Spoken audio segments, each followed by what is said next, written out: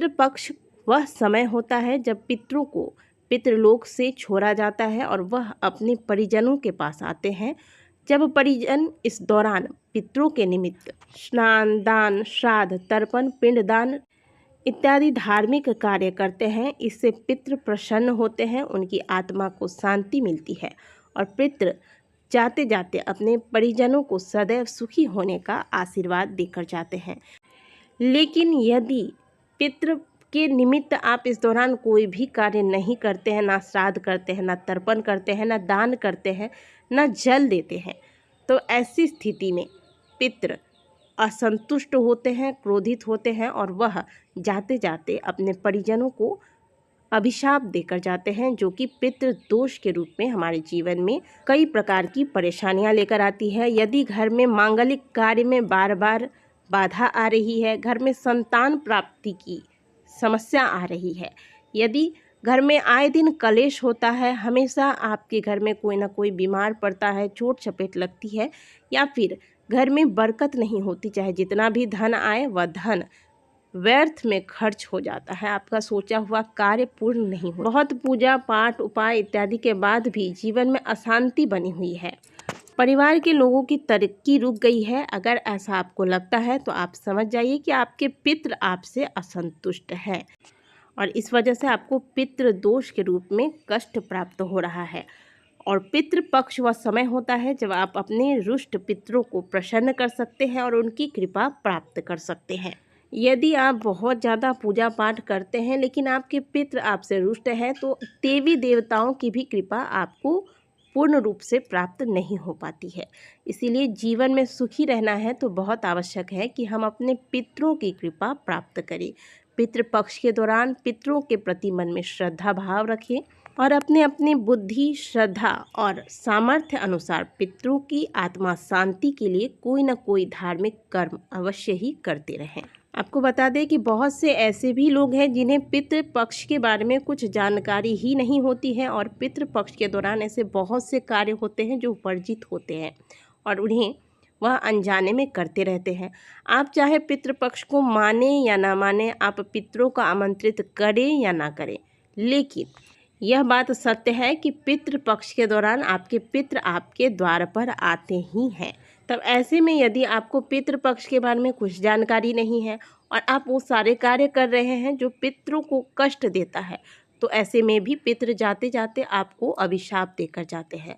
तो इन समस्याओं से बचने के लिए, पितृ दोष से बचने के लिए, पितरों के नाराजगी का सामना आपको ना करना पड़े, इसके लिए बहुत ही सुंदर सा सरल सा उपाय आपके लिए लेकर आई हूँ।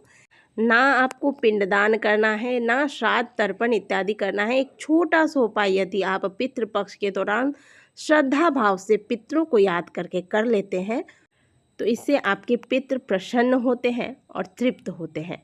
और जब पितृ प्रसन्न होते हैं तो आपको पता है कि आपके जीवन में चल रही कई प्रकार की समस्याएं अपने आप समाप्त हो जाती है पितरों के आशीर्वाद से। तो चलिए जानते हैं कि पितृपक्ष में आपको करना क्या है। इस उपाय को आपको पितृपक्ष वाले दिन, पहले दिन जो पहला श्राद्ध होता है उस दिन से आरंभ करके सर्वपितृ अमावस्या के दिन तक करना है। मान लीजिए आप किसी कारणवश घर में नहीं हैं, बाहर जा रहे हैं, तो आपकी अनुपस्थिति में घर का अन्य सदस्य भी यह कार्य को कर सकता है। इस उपाय को घर में ही करना है, कहीं और जाने की आपको आवश्यकता नहीं है। केवल 1 लोटा जल ले लीजिएगा। अब इस जल में आप थोड़ा सा गंगा जल डाल दें। गंगा जल डालने के बाद 2 सफ़ेद फूल आपको इसी जल के लोटे में डालना है। आप कोई सा भी सफ़ेद फूल इसमें डाल सकते हैं, लेकिन 2 सफ़ेद फूल ही आपको डालने हैं। घर के मुख्य द्वार पर जाइए। घर के मुख्य द्वार को पहले अच्छे से साफ़ कर लीजिए, जल का छिड़काव कीजिए, हाथ से अच्छे से जल डालकर इस स्थान को धो दीजिए, साफ़ कर लीजिए। इसके बाद आपको राइट साइड में यह जल से भरा हुआ जो लोटा है जिसमें आपने 2 सफ़ेद फूल डाले हैं, इसे स्थापित कर दें और इसे यूं ही रखे रहने दें। और ध्यान रखिएगा कि घर के मुख्य द्वार पर आपको बहुत ज़्यादा गंदा या चप्पल जूते वगैरह जमा करके नहीं रखने हैं। घर के मुख्य द्वार को वैसे भी प्रतिदिन भी आप, केवल पितृपक्ष में नहीं, प्रतिदिन भी आपको साफ़ सुथरा रखना चाहिए। और वैसे भी पितृपक्ष के दौरान पितृ घर के मुख्य द्वार के पास ही अपना भाग लेने के लिए खड़े होते हैं, तो साफ सफाई का ध्यान रखिएगा।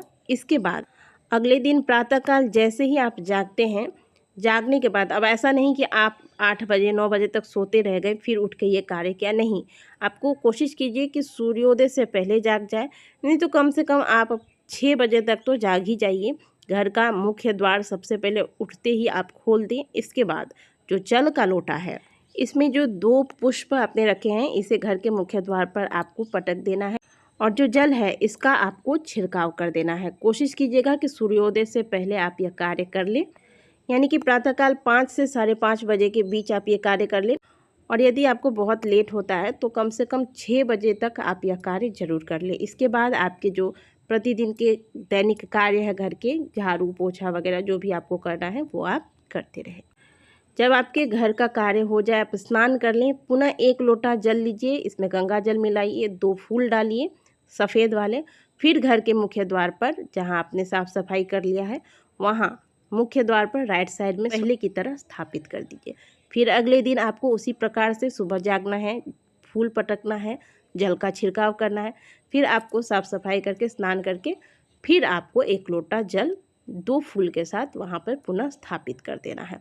ऐसा आपको प्रतिदिन श्राद्ध पक्ष के दौरान करना चाहिए।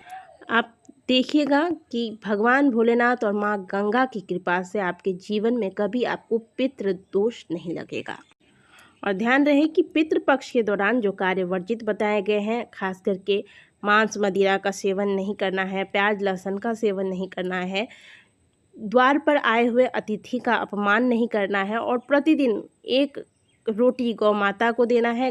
आपके घर के छत पर यदि कौवा आता है तो पितृपक्ष के दौरान कौवे को भोजन कराना भी बहुत शुभ माना गया है। तो प्रतिदिन आप प्रातःकाल जो भोजन बनाते हैं उसमें से पहला, खुद भोजन करने से पहले पहला रोटी आप गौ माता को दें, 1 भाग आप रोटी का थोड़ा सा तोड़कर कौवे के लिए डाल दें और 1 रोटी आप कुत्ते को खिला दें। इस प्रकार से नियम बना लें और घर के मुख्य द्वार पर यह जल वाला उपाय करते रहें। पीपल वृक्ष को सींचे, इन सभी कार्यों को करने से पितृ प्रसन्न होते हैं। पीपल को अगर आप प्रतिदिन रविवार छोड़कर पितृपक्ष के दौरान सींचते हैं दक्षिण दिशा की ओर मुँह करके, तो यह जल सीधे पितरों को प्राप्त होता है। तो ये सारे कार्य करके आप पितृ दोष से बच सकते हैं।